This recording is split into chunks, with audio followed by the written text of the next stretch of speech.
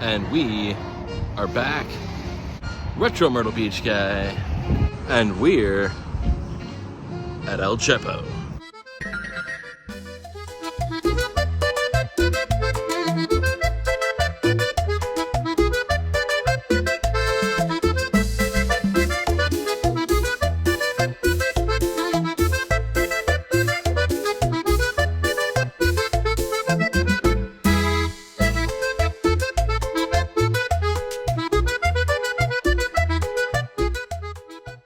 That's right, we are at El Chepo Taqueria in Socastee. Right across the street from Socastee High.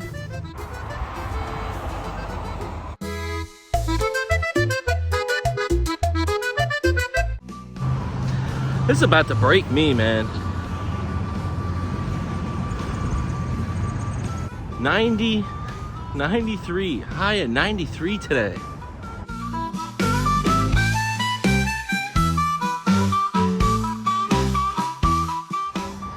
Brutal out. I tried to stay out of the sun, started off with a little thrifting over at the Goodwill, but it wasn't quite scratching the itch.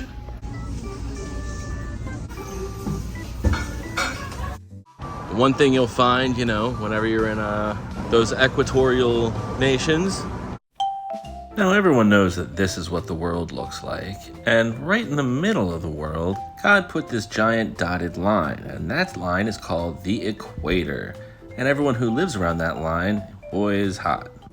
The key to staying cool on a hot day is spicy food. India has their tikka masala. In the UK, it'll be their tikka masala. But here in the States, when we want spicy food, we go for Mexican. So you always see in the Facebook group, a lot of questions get thrown around. What's the best this? What's the best that? Who's got the best pizza? Who has the best ice cream? Well, best isn't a word I like to use personally. For instance, my favorite place to get a hot dog is Peach's Corner. Peach's Corner most definitely does not have the best hot dog in town, but it's still my favorite. You know, when I want that kind of hot dog, that is where I want to go. Little anecdote to give you an idea. I used to work at this brick oven pizzeria in Ocean City, Maryland. Head chef, wrote the menu, whole 9 yards. I was making the fanciest pizza you've ever seen in your life. Lobster, king crab, pulled pork, anything. And then when we would get off our 14-hour shift making the best pizza on God's green earth, we would walk down to the Dollar Slice place, Sopranos, a couple blocks down.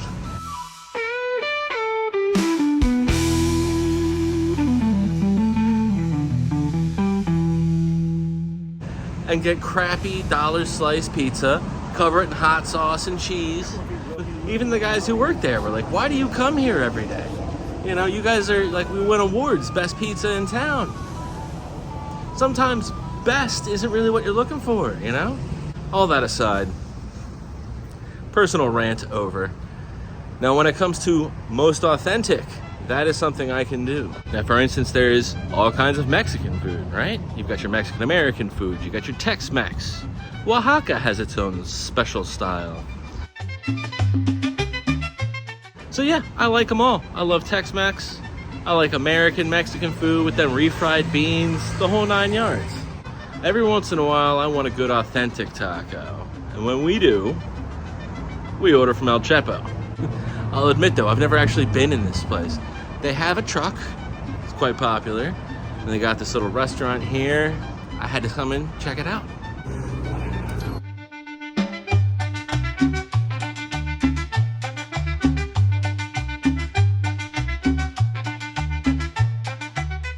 Now the inside of this place is really nice. Lots of nice new furniture. Everything looked real clean and well kept. And the menu here is just absolutely amazing. I mean, you've got tortas, which are just like giant sandwiches. Amazing. They got asada fries.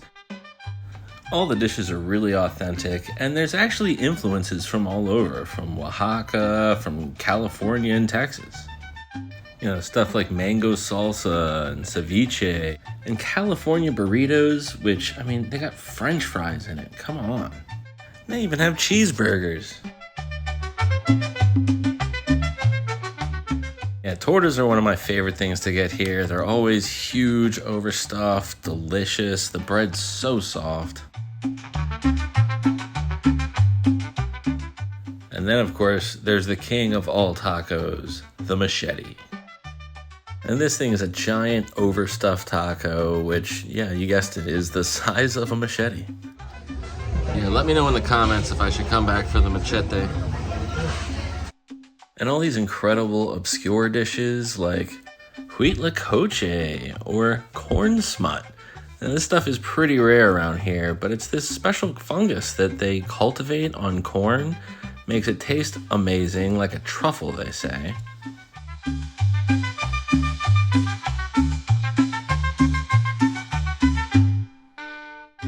They call this stuff Mexican caviar, and they've been cultivating it for a very, very long time. There's records of the Aztecs making this stuff.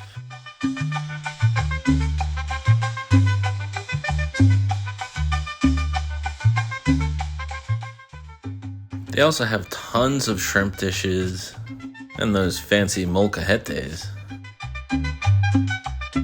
And their ceviche is one of my other favorites. Absolutely love it. And I'll give you 3 guesses what conejo means.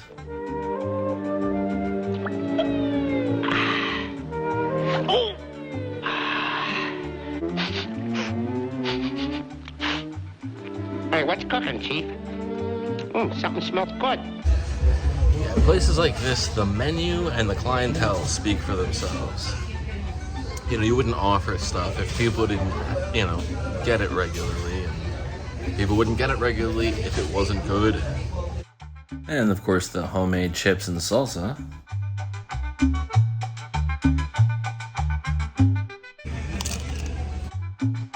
It hits you in the face with the lime and the acid right off the bat, and it's got this back heat that really keeps you eating. And nothing cools you back down like a good old Mandarin Jarritos. So they've recently remodeled all these chairs, stuff on the walls, all new. Look at this. They got friggin' luchadors and stuff. So cool. And all the booths are different. All the chairs are different. Cool stuff. They even have a seafood bar. Yeah, a full raw bar with oysters.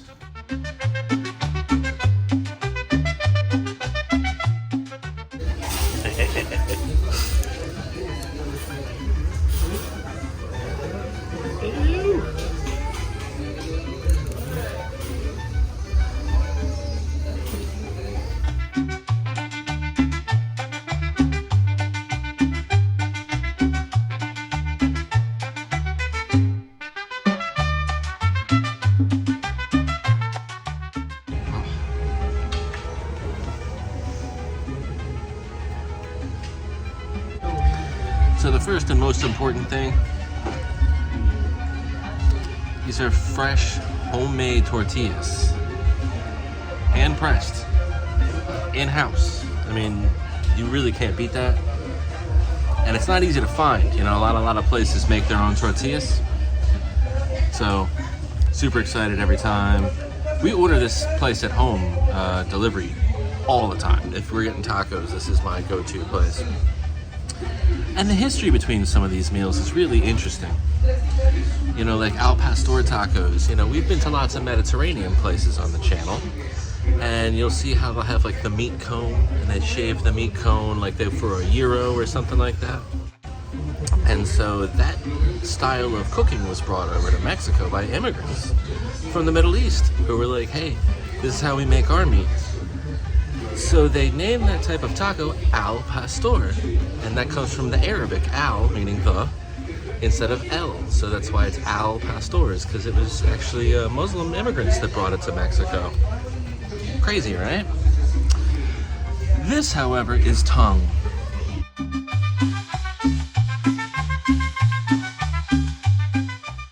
That's right. Tongue tacos, or lengua.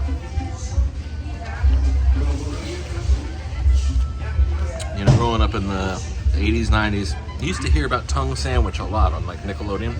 Kids, you haven't touched your tongue sandwiches. It was like, ew, tongue. It is the most tender, amazing meat. So good.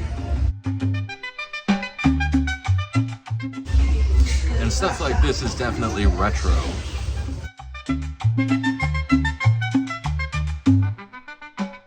And it should be something that's pretty familiar. You know, most of our southern food was something that, you know, just came about because it was what was available. You know, either you had a garden or, you know, some animals on your farm and you had to use every little bit of what it was because there wasn't a grocery store, you know, readily available to just run to and pick stuff up. Didn't even matter how much money you had, you know.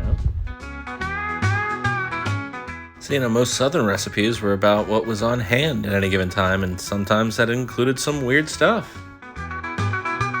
Yeah, it may not be fancy, but it's just fine by us. And girl, you know I want some chitlins. All right, man.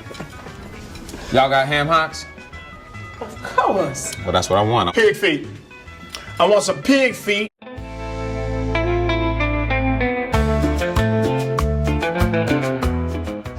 And yeah, a lot of these cuts, you know, they gained their popularity, you know, out of necessity.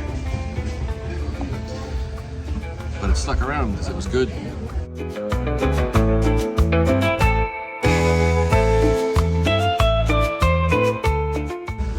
Yeah, but don't worry, they're not all tongue. That'd be crazy. This is tripe. I swear, just a little lime and cilantro makes anything taste good.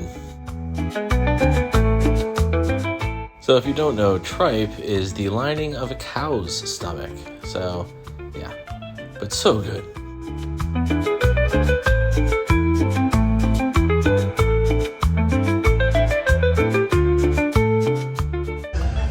And our last taco.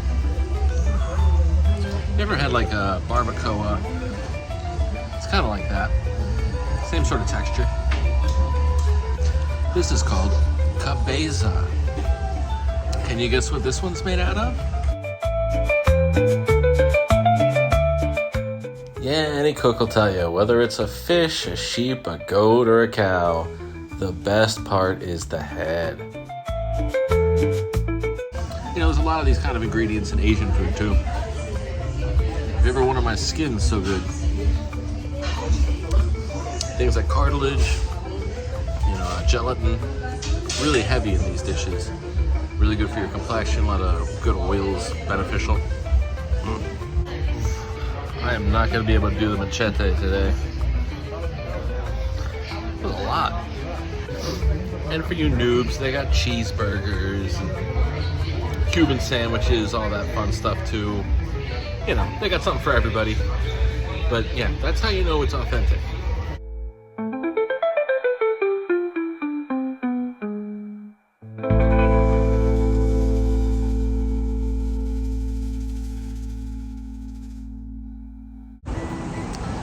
Oh man, you know what? It doesn't feel as hot. I'll give it that. Actually feels kind of nice out.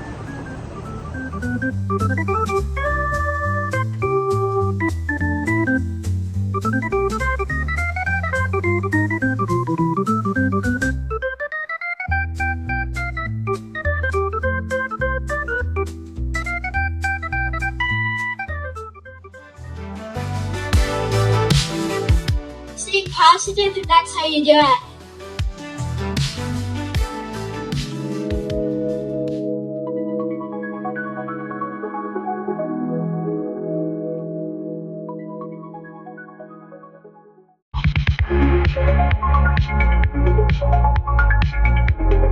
Retro Myrtle Beach Guy.com. Retro Myrtle Beach Guy.com. Retro Myrtle Beach Guy.com.